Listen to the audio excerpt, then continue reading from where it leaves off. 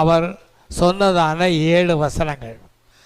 அதை நான் உங்களுக்கு டீச் பண்ணணும்னு சொன்னால் குறைஞ்சது ஒரு 3 மணி நேரம் ஆகும். ஆகையினால வெறும் வசனங்களை மாத்திரம் உங்களுக்கு நான் சொல்லி தருவேன். ஆகையினால நமக்கு இருக்கிறது 30 நிமிடங்கள் தான் இருக்குது. ஆகையினால சில வசனங்களை மாத்திரம் நான் சொல்வேன். இந்த ஆண்டவராய் இயேசு கல்வாரி சிலுவையிலே அவர் 7 வசனங்களை சொல்வதற்கு முன்பாக ஏசாயா அதை குறித்து நமக்கு தெளிவாக எழுதியிருக்கிறார். வாசிப்போம். ஏசாயா 53ஆம் அதிகாரம் 1-2. ஏசாயா 53:1-2.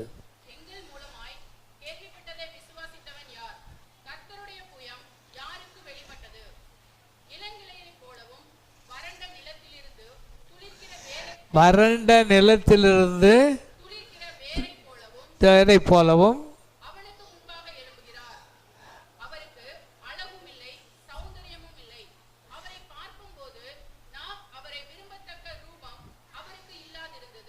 ஆண்டவராய் இயேசு கல்வாரி சிலுவையிலே தொங்கும் பொழுது அவர் பார்ப்பதற்கு அழகும் இல்லை, சௌந்தரியமும் இல்லை என்று சொல்லப்பட்டிருக்கிறது.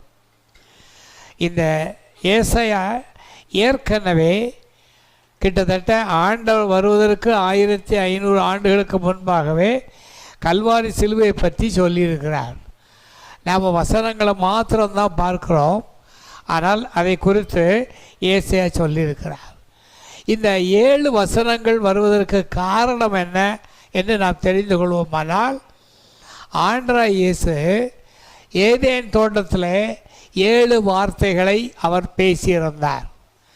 அந்த 7 வார்த்தைகளுக்கு பதில்தான் கல்வாரி சிலுவையிலே ஆண்டவர் செய்தார். இவைகள் எல்லாவற்றையும் படிப்பதற்கு நமக்கு நேரம் கிடையாது. வசனங்களை மாத்திரம் சொல்கிறேன், நீங்கள் எழுதி கொள்ளுங்கள். முதலாவது வாசிப்போம். ஆதியாகமம் 3:9.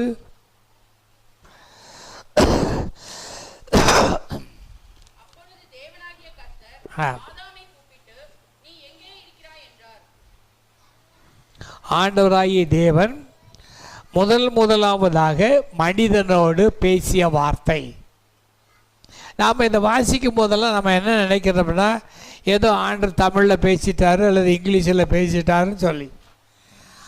ஆதாமோடு ஆண்டவர் என்ன பாஷையிலே பேசினார்? அவர் எதற்காக இந்த முதல் கேள்வியை கேட்கிறார்? ஆதாமே, நீ எங்கே இருக்க ஆண்டவருக்கு தெரியாதா?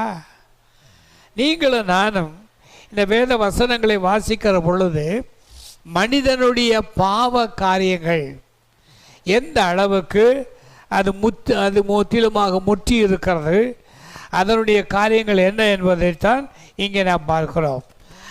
ஆண்டவர் அவனை வைத்த பொழுது தேவ தூதர்களிலும் சற்று சிறியவனாக நான் வைத்தார். நீங்கள் சங்கீதம் 2 வீட்டில் போய் வாசித்து கொள்ளுங்க. தேவ தூதர்களிலும் அவனை சிறியவனாக வைத்தார். அப்படி வைக்கும் பொழுது அவர் தனக்கு ஈடாக பரிசுத்தம், அவருடைய சாயல், அவருடைய ரூபம், இவைகளின் வழியாகவே மனிதனை அவர் படைத்தார். அவர் படைக்கும் பொழுது மண்ணினாலே படைத்து தன்னுடைய சுவாசத்தை நாசியிலே ஊதினார் என்று சொல்லும் பொழுது ஆவியானவர் முதலாவதாக மனிதனுக்குள்ளாக அவர் பூந்து அவனுக்கு உதவி செய்யும்படியாக ஆண்டவர் இருக்கிறார்.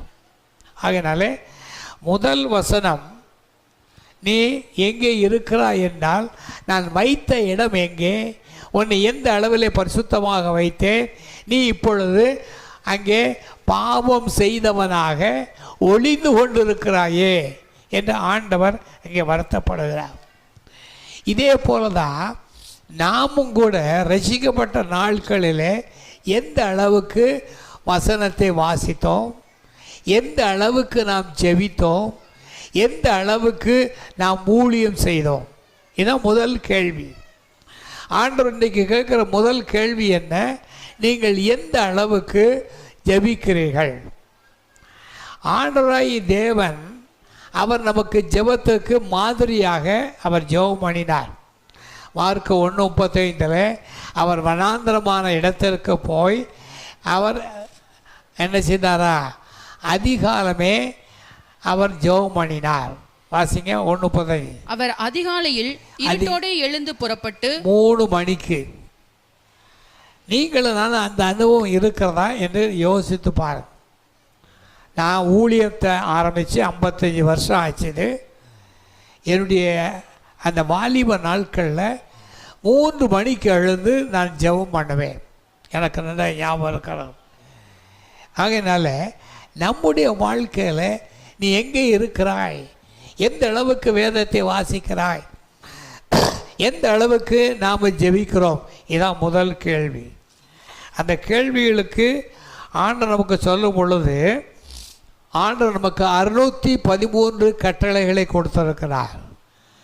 அந்த 613 பிரமாணங்களையும், the commandments of God 613 அந்த 613 613 commandment of God கொடுத்திருக்கிறார். நீங்கள் நானும் எந்த அளவுக்கு அந்த கட்டளைகள் நாம் எந்த அளவுக்கு கீழ்ப்படிந்திருக்கிறோம் என்று பார்க்கும் பொழுது, ஒன்றிலே குறைவுபட்டாலும் அவைகளெல்லாம் பாவமாக மாறிவிடும். வாசிங்க யாக்கோபு 2:10. யாக்கோபு 2ஆம் அதிகாரம் 10ஆம் வசனம். யாக்கோபு 2:10.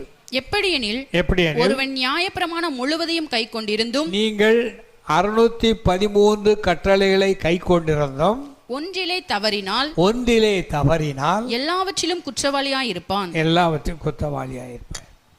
இதுதான் முதல் வசனம். முதல் வசனத்தில் நீ எங்கே இருக்கிறாய் என்று கேட்கிற பொழுது, ஆண்டவருடைய நாமத்தினாலே அங்கே பார்க்கும் பொழுது அவர்கள் நிர்வாணிகளாய், இந்த ஒரு வசனத்தை 1 மணி நேரம் பிரசங்கம் பண்ண முடியும். அவர்கள் நிர்வாணிகளாக நிற்கிறார்கள். ஆண்டவர் அங்கே நிர்வாணிகளாக அவர்களை படைக்கவில்லை. தேவ மகிமையினாலே படைக்கப்பட்டார்கள். பாவம் செய்த பொழுது நிர்வாணிகள். ஏன் அவர்கள் நிர்வாணிகளாக இருந்தார்களே?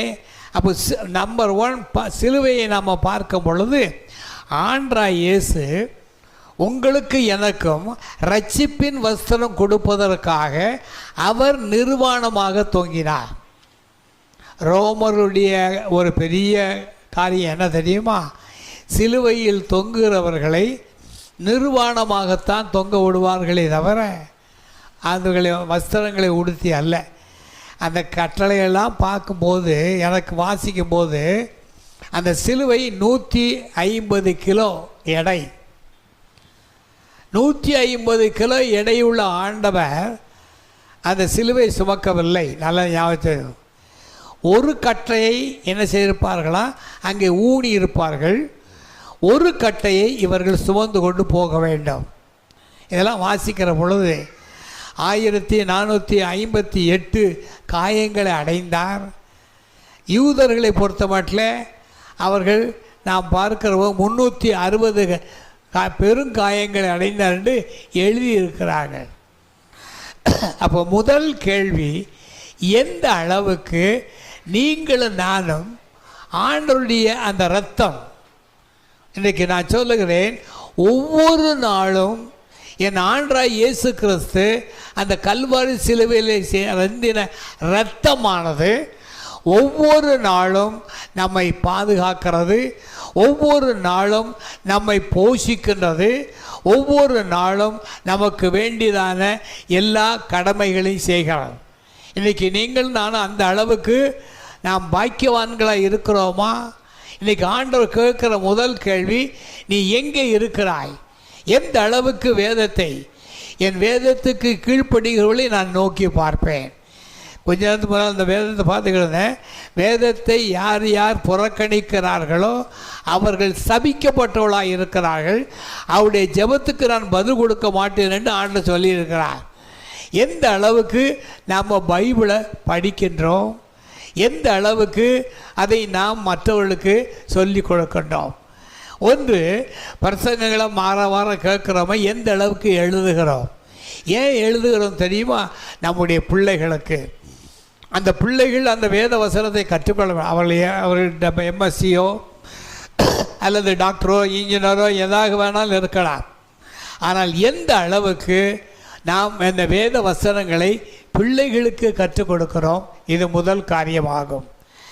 ரெண்டாவது காரியம் அதில் நம்ம பார்க்கும் பொழுது, சிலுவையிலே ஆண்டவர் என்ன சொன்னார்? முதல் வசனம் 23:34, லூக்கா 23:34 வசனம், முதல் வசனம். அப்பொழுது இயேசு, பிதாவே, இவர்களுக்கு மன்னியும், தாங்கள் செய்கிறது இன்னதென்று அறியாதிருக்கிறார்களே என்றார். பாருங்க, மனிதன் பாவம் செய்த பொழுது ஆண்டவர் கல்வாரி சிலுவையிலே நீ தேட்டத்தில் எங்கே இருக்கிறாய் என்று கேட்டதான அதே ஆண்டவர் அவர் பாவத்தை என்ன செய்கிறாரே? மன்னிக்கிறார். நம்முடைய தேவன் அந்த பாவத்தை மன்னித்ததனால தான் ஆண்டவர் நமக்காக நிர்வாணியாக மாறி நமக்கு இரட்சிப்பின் வஸ்திரத்தை தருவதற்காக அவர் சிலுவையிலே அவர் தன்னை ஒப்பு கொடுத்தார் என்று பார்க்கிறோம். இது முதலாவது வசனம். ரெண்டாவது வசனம் ஆதியாகமம் 3ஆம் அதிகாரம் 11ஆம் வசனம். ஆதியாகமம் 3:11. அப்பொழுது அவர், நீ நிர்வாணி என்று உனக்கு அறிவித்தவன் யார்? புசிக்க வேண்டாம் என்று நான் உனக்கு விலக்கின விருட்சகத்தின் கனியை புசித்தாயோ என்றார். ஆண்டவர் நிர்வாணி என்று கூறினது யாரு? புசிக்க கூடாததை நீ என்ன செய்தாயா? புசித்தாயா? இது ஆதியாகமத்தில் சொல்லப்பட்ட ரெண்டாவது வார்த்தை. ஏசாயா இதை குறித்து என்ன சொல்லுகிறார்? ஏசாயா 53:5. ஏசாயா 53:5. நம்முடைய மீறுதல்களின் நிமித்தம் அவர் காயப்பட்டு நம்முடைய அக்கிரமங்களின் நிமித்தம் அவர் நொறுக்கப்பட்டார். நமக்கு சமாதானத்தை உண்டு பண்ணும் ஆக்கினை அவர் மேல் வந்தது. அவருடைய தழும்புகளால் குணமாகிறோம். இந்த வேத வசனத்தில் அவர்கள் புசிக்க கூடாததை புசித்து நிர்வாணிகளாக நிற்கிற பொழுது ஆண்டவர் அவர்களுக்கு கொடுக்கிறதான ஒரு வாக்குத்தத்தம் என்ன தெரியுமா? ஆண்டவர் கொடுக்கிற வாக்குத்தத்தம், நீ என்னோடு கூட. ரெண்டாவது வார்த்தை வாசிங்கள், லூக்கா 23:43. லூக்கா 23:43. இயேசு அவனை நோக்கி, இன்றைக்கு நீ என்னுடனே கூட பரதீசில் இருப்பாய் என்று மெய்யாகவே உனக்கு சொல்கிறேன் என்றார். இது பொது மொழிபெயர்ப்புல வாசித்தீங்கன்னா, நீ இன்றைக்கு என்னோடு கூட தோட்டத்தில் இருப்பாய். நான் 4 மொழிபெயர்ப்புகள் தமிழில் இருக்குது.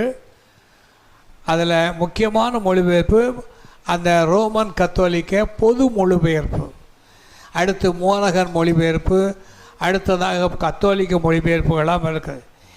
அவர் ரெண்டாவது வார்த்தை என்ன சொல்லுகிறார் என்றால், நீ இன்றைக்கு என்னோடு கூட எங்கே இருப்பாய்? நமக்கு பரதீசன்னா என்னன்னு தெரியாது, தோட்டம். அந்த தோட்டத்தில் இருக்க. இப்போ பரலோகத்துக்கு போனீங்கன்னா முதல் இடம் பரதீசு, பேரடைஸ்ன்னு சொல்லப்படுது. அந்த பரதீசில் தான் நமக்கு ஆண்டவர் அங்கே ஜீவ விருட்ச கனிகளை வைத்திருக்கிறார். 2 புறமும் அங்கே நதி ஓடுகிறது. சிங்காசனத்திலிருந்து 22ஆம் அதிகாரம் வாசிங்க. வெளிப்படுத்த 22ஆம் அதிகாரம் 1ஆம் வசனத்திலிருந்து வாசிங்க. பின்பு பளிங்கை போல் தெளிவான ஜீவத்தண்ணீர் உள்ள சுத்தமான நதி தேவனும் ஆட்டுக்குட்டியானவரும் இருக்கிற சிங்காசனத்திலிருந்து புறப்பட்டு வருகிறதை எனக்கு காண்பித்தான். நகரத்து வீதியின் மத்தியிலும் அந்த ஜீவ விருட்சத்தினுடைய காரியங்களை பார்க்கும் பொழுது அதனுடைய இலைகள் எல்லாம் நமக்கு என்ன கொடுக்கிறது? சுகத்தை கொடுக்கிறது.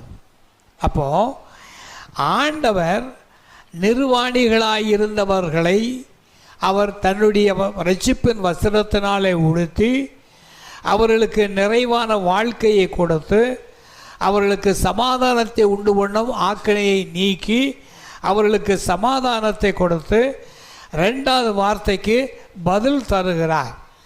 இன்றைக்கு மரித்தாலும் என்னோடு கூட தோட்டத்தில் இருப்பாய் சொன்னது யாருக்கு என்றால் கள்ளனுக்கு. அதான் 2வது காரியம். நீங்களும் நானும் ஆண்டவருடைய நாமத்தினாலே ஒரு காலத்தில் ஆண்டவர் அற்றவளாக இருந்தோம். எபேசியரில் சொல்லப்படும் பாவத்தினாலும் ஆண்டவர் 2ஆம் வசனம் 1ஆம் எபேசியர் 2ஆம் அதிகாரம் 1ஆம் வசனம் அக்கிரமங்களினாலும் பாவத்தினாலும் மரித்தவர்களாயிருந்த உங்களை உயிர்ப்பித்தார். அப்போ முதலாவது 3 வசனம் நல்லா ஞாபகம் வச்சுக்கோங்க. ஆண்டவர் சிலுவையிலே 23:34, லூக்கா 23:34. அதை ஏசாயா சொல்லும் பொழுது ஏசாயா 53:1-2. அதே காரியத்தை ஆண்டவர் நமக்காக என்ன செய்தார்? நமக்காக சிலுவையிலே ஏசாயா 53:3-9, 23:34 3 வசனங்கள் எழுதிக்கொள்ளும். அதே போல் ஆதியாகமம் 3ஆம் அதிகாரம் 11ஆம் வசனம், ஏசாயா 53ஆம் அதிகாரம் 5ஆம் வசனம், லூக்கா 23:43. இப்போ 6 வசனங்கள் உங்களுக்கு சொல்லியிருக்கிறேன். ஆண்டவர் அந்த திருடனை பார்த்து அவனுக்கு ஒரு நம்பிக்கை கொடுக்கிறார். ஒரு திருடன் ஆண்டவரை இகழ்ந்தான், இன்னொரு திருடன் ஆண்டவரை என்ன செய்து கொண்டான்? ஏற்றுக்கொண்டு, ஆண்டவரே என் பாவங்களை மன்னியும் என்று கேட்ட பொழுது, நீ இன்றைக்கு என்னோடு கூட எங்கே இருப்பாய்? அப்போ ஆண்டவருடைய பிள்ளைகளாக இருக்கிற நாம் ஆண்டவருடைய தோட்டத்துக்கு நாம் போக வேண்டும். அந்த தோட்டத்துக்கு போக வேண்டுமானால் நடக்க வேண்டியது என்ன? அதனால தான் ஆண்டவர் சொன்னார், நானே வழியும் சத்தியமும் ஜீவனுமாய் இருக்கிறேன், என்னை இன்றி ஒருவரும் பிதாவிடத்திலே வரான்னு சொல்லப்பட்டிருக்காள். ஆகையினால சிலுவையில் சொல்லப்பட்ட வசனங்களுக்கு காரணம் என்ன என்று முதல்ல தெரியணும். ஆதியாமத்தில் சொன்னதுனால தான் சிலுவையில் சொல்லப்பட்டது.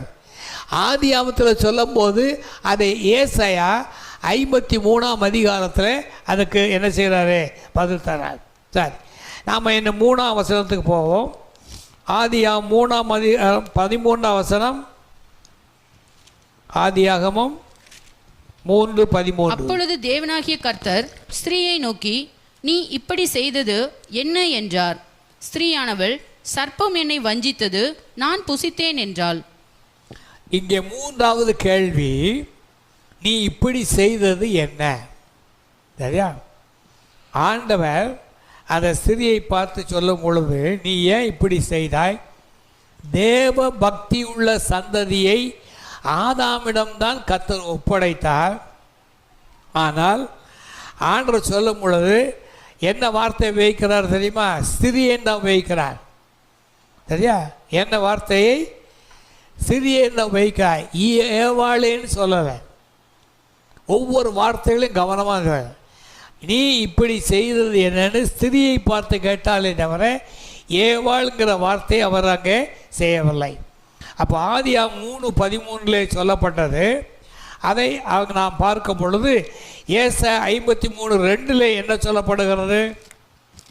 ஏசாயா 53:2 ஏசாயா அதை குறித்து சொல்லும் போது, அவர் அசட்டை பண்ணப்பட்டவரும் இளங்கிளையை போலவும் வறண்ட நிலத்திலிருந்து துளிர்க்கிற வேரை போலவும், வறண்ட நிலத்திலிருந்து துளிர்க்கின்ற வேரை போலவும். வறண்ட நிலத்திலிருந்து துளிர்க்கின்ற வேர் என்றால் யார் தெரியுமா? மரியாள். மரியாள் அவள் அங்கே நாம் பார்க்கும் பொழுது ஆவியானவர் அங்கே நமக்கு தருகிற ஒரு கருவை அவள் ஏந்தினாலே தவிர யோசேப்பின் மூலமாக அல்ல. ஆகினாலே இங்கே நாம் பார்க்கும் பொழுது 3வது கேள்விக்கு, நீ இப்படி ஏன் செய்தாய்? சிலுவையில் ஆண்டவர் நமக்கு என்ன சொல்லுகிறார்? யோவான் 19:26-27. 3வதாக சிலுவையில் என்ன சொல்லுகிறார்? அப்பொழுது இயேசு தம்முடைய தாயையும் அருகே நின்று தமக்கு அன்பாயிருந்த சீசரையும் கண்டு தம்முடைய தாயை நோக்கி, ஸ்திரீயே, அதோ உன் மகன் என்றார். இதோ ஸ்திரியே என்று சொல்லுகிறார். தன்னை தாயை பார்த்து தாயே என்று அவர் அழைக்கவில்லை. இதுதான் நமக்கு சிலுவையிலே அவள் செய்த பாவம்.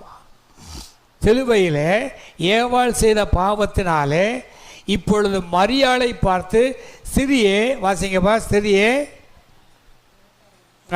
ஸ்திரீயே, அதோ உன் மகன் என்றார். அதோ உன் மகன்.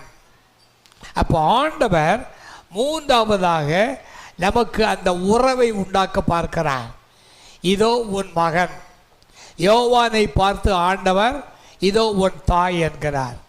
அப்போ 3வது கேள்வி, நீ இப்படி செய்ததனால சந்ததியை நீ ஒழித்து விட்டாய். 3வதாக அவள் செய்தது என்ன? தேவ சந்ததி, அது மல்கியா புத்தகத்தில் நான் பார்க்கும் பொழுது தேவ சந்ததியை உருவாக்கும்படியாகத்தான் அவர்களை படைத்தார். ஆனால் இவர்கள் அந்த சந்ததியை மறந்து, அந்த மறந்ததுனால ஆண்டவர் என்ன சொல்ல, இதோ உன் தாய், இதோ உன் மகன் என்று சொல்லி அவர் சிலுவையிலே மகன் தாய் என்கிறதை அவர் கொண்டு வருகிறார். காரணம் என்ன? மூன்றாவதாக அந்த ஸ்திரியானவள் செய்த எல்லா காரியங்களும் கெடுத்து போனதுனால, கெட்டு போன காரியங்களை இவர் வறண்ட நிலத்திலிருந்து எழுப்பினது யார் என்றால் நாம் பார்க்கிறோம், மரியாள் என்று பார்க்கிறோம். இது 3 காரியம் சுருக்கமாக சொல்லி போகிறேன். 4வதாக ஆதியாகமம் 3ஆம் அதிகாரம் 3ஆம் வசனம், 3ஆம் அதிகாரம் 14-15. அப்பொழுது தேவனாகிய கர்த்தர் சர்ப்பத்தை பார்த்து, நீ இதை செய்தபடியால் சகல நாட்டு மிருகங்களிலும் சகல காட்டு மிருகங்களிலும் சபிக்கப்பட்டிருப்பாய். நீ உன் வயிற்றினால் நகர்ந்து உயிரோடு இருக்கும் நாளெல்லாம் மண்ணை தின்பாய். உனக்கும் ஸ்திரீக்கும் உன் வித்துக்கும் அவள் வித்துக்கும் பகை உண்டாக்குவேன். அவர் உன் தலையை நசுக்குவார், நீ அவர் குதிகாலை நசுக்குவாய் என்றார். இது ஆதியாகமம் 3:14-15 சர்ப்பத்துக்கு கொடுக்கப்பட்டதான தண்டனை. சரியா? சர்ப்பத்துக்கு என்ன தண்டனை கொடுக்கப்பட்டது என்று சொல்லும் பொழுது, நீ வயிற்றினாலே ஊர்ந்து போவாய், எதை சாப்பிடுவாய்? மண்ணை தின்பாய். இது முதலாவதாக சர்ப்பத்துக்கு. ஆண்டவர் என்ன சொல்லுகிறார்? 4வதாக மத்தேயு 27:46 ஆண்டவர் சிலுவையிலே 4வதாக என்ன சொல்லுகிறார்?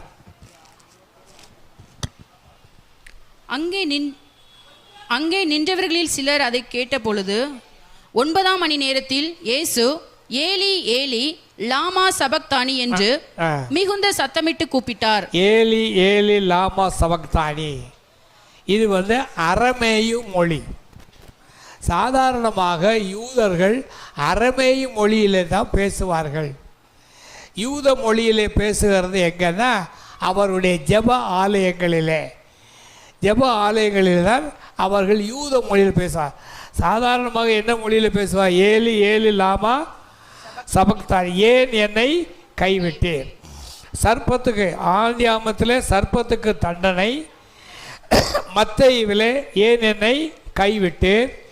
ஏசாயாவிலே நமக்கு என்ன சொல்லப்படுகிறது என்று நம்ம பார்க்கும் பொழுது, ஆண்டவராய் தேவன் 6ஆம் வசனம் ஏசாயா 53:6 நாம் எல்லோரும் ஆடுகளைப் போல வழி தப்பி திரிந்து அவனவன் தன் தன் வழியிலே போனோம், கர்த்தரோ நம் எல்லாருடைய அக்கிரமத்தையும் அவர் மேல் விழ பண்ணினார்.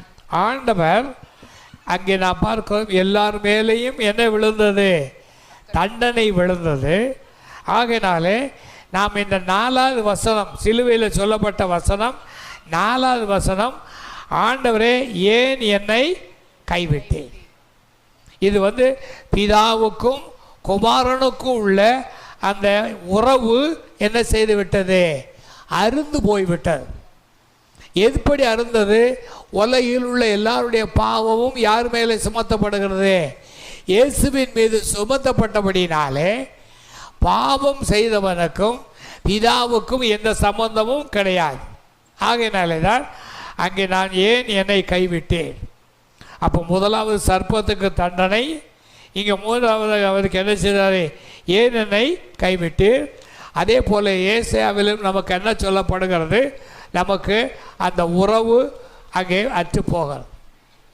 அதனால் இந்த வேத வசனங்களை 3 வசனங்கள் இருக்கு. அப்போ முதலாவது என்ன சொல்லப்பட்டிருக்க? எங்கே இருக்கிறாய். 2வது நிர்வாணி என்று சொன்னது யார்? 3வதாக நீ இப்படி செய்தது என்ன? 4வதாக ஆண்டவர் என்ன செய்தார்? சர்ப்பத்துக்கு தண்டனை கொடுத்தார். அந்த தண்டனை மூலம் 4வது காரியம். இந்த காரியங்களை பார்க்கும்போது முதல் வாக்கியம் என்ன சொல்லப்பட்ட? பிதாவே இவர்களுக்கு என்ன செய்யும்? மன்னியும். 4வது வாக்கியமும் அங்கே சொல்லும் பொழுது என் தேவனே என்று சொன்னாரே தவிர பிதா என்று சொல்லவில்லை. முதல் வாக்கியம் நல்லா தெளிவாக எழுதி கிடுங்க. முதல் வாக்கியத்திலே பிதாவே மன்னியும் என்று சொன்னார். 4வது வசனத்தில் என் தேவனே என் தேவனே ஏன் என்னை பிதா என்று சொல்லவில்லை. ஏன் பிதான்னு சொல்லலை? பிதாவுக்கும் குமாரனுக்கும் உள்ள அந்த உறவு பாவத்தினால என்ன செய்துவிட்டது? மடிந்து போய்விட்டது. இது 4வது காரியம். அதே போல் ஆண்டவர் 5வது காரியமாக பார்ப்போம். ஆதியாகமம் 3:16. அவர் ஸ்திரீயை நோக்கி, நீ கர்ப்பவதியா இருக்கும்போது உன் வேதனையை மிகவும் பெருக பண்ணுவேன், வேதனையோடு பிள்ளை பெறுவாய், உன் ஆசை உன் புருஷனை பற்றி இருக்கும், அவன் உன்னை ஆண்டு கொள்வான் என்றார். இது ஆதியாகமம் 3:16 5வது காரியம். அதே காரியம் ஏசாயா 53:10. கர்த்தரோ அவரை நொறுக்க சித்தமாகி அவரை பாடுகளுக்குட்படுத்தினார். அவருடைய ஆத்துமா தன்னை குற்ற நிவாரண பலியாக ஒப்பு கொடுக்கும் போது அவர் தமது சந்ததியை கண்டு நீடித்த நாளாயிருப்பார். கர்த்தருக்கு சித்தமானது அவர் கையினால் வாய்க்கும். அங்கே குற்ற நிவாரண பலி மொத்தம் 5 பலிகள் உண்டு. 1 தகன பலி, 2வது போஜன பலி, 3வது சமாதான பலி, 4வது பாவ நிவாரண பலி, 5வது என்ன பலி? குற்ற நிவாரண பலி. அப்போது 5வதாக நாம் பார்க்கும் பொழுது ஆண்டவர் நம்மை தன்னை எதாக ஒப்பு கொடுத்தாரு? குற்ற நிவாரண பலியாக அவர் ஒப்பு கொடுக்கிறார். அதில் என்னென்னா நமக்கு ஆவிக்குரிய அர்த்தம் என்ன அதை நம்ம பார்த்தோமானால், ஏசாயா அந்த சொல்லும் பொழுது ஆண்டவர் கல்வாரி சிலுவையில் அவர் தொங்கும் பொழுது அவர் உங்களையும் என்னையும் அந்த சிலுவையிலே அவர் முகத்தை கண்டார். உங்களுடைய முகமும் என்னுடைய முகமும் 5வது வசனத்தின் மூலமாக அவர் நம்மை கண்டார். ஆகையினாலே அவர் என்ன சொல்லுகிறார்? அங்கே நம்ம பார்க்கும் பொழுது யோவான் 19:28 என்ன சொல்லுகிறார்? அதற்கு பின்பு எல்லாம் முடிந்தது என்று இயேசு அறிந்து வேத வாக்கியம் நிறைவேறத்தக்கதாக தாகமா இருக்கிறேன் என்றார். தாகம் என்றால் 5வது என்ன தெரியுமா? ஆத்தும தாகம். ஆண்டவர் உங்களை என்னையும் நாம் நினைக்கப்படாது. இப்போ நான்லாம் 1969 ரட்சிக்கப்பட்ட நினைக்கிறேன். இல்லை, 1969 அல்ல. ஆண்டவர் என்னை கல்வாரி சிலுவையிலே கண்டதுனால தான் ஆண்டவராய் தேவன் அன்றே என்னை கண்டார். ஆகையினாலே அந்த இரத்தமானது இன்றைய வரைக்கும் என்னை என்ன செய்கிறது? பராமரித்து. அப்போ 5வதாக நம்ம பார்க்கும் பொழுது குழந்தையை பெற்றெடுக்கக்கூடிய ஒரு தன்மை இயேசுவுக்கு. அவர் தம்முடைய இரத்தத்தினாலே இந்த சபைக்கு வந்திருக்கிற உங்கள் ஒவ்வொருவரையும் அவர் தம்முடைய பிள்ளையாக பெற்றெடுத்தார். அவர் தம்முடைய பிள்ளையாய் பெற்றெடுக்கும் பொழுது பிதாவானவர் நம்மை தத்தெடுத்தார். அவர் நம்மை எல்லாரையும் சுவிகார புத்திரராக யார் மாற்றினார்? பிதா மாற்றினார். அது எத்தனாவது காரியம்? 5வது காரியம். ஆகையினால நீங்களும் நானும் ஆண்டவராகிய இயேசுவின் நாமத்தினாலே தேவ பிள்ளைகளாக இருப்போம். கர்த்தர் நம்மை ஆசீர்வதிப்பார். நேரம் முடிந்து விட்டவர்கள் மற்ற காரியங்களை பிறகு யோசிப்போம்.